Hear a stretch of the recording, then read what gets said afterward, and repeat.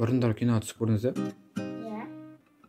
Осы жұлдыз киностудиясымен келе жатқаныңызға неше жыл болды? Әлде қалай? Жыл болды ма, ай болды ма өзіңіз? 2021.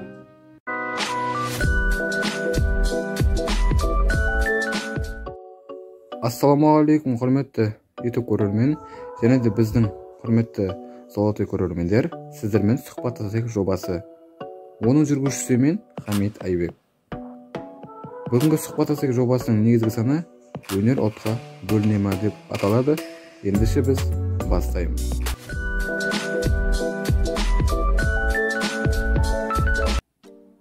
Бүгін бізді қонақта жас актриса Ердібаева Бейба. Қош келдіңіз. Қош көрдік.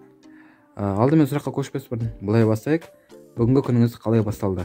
Өте тамаша. Керемет.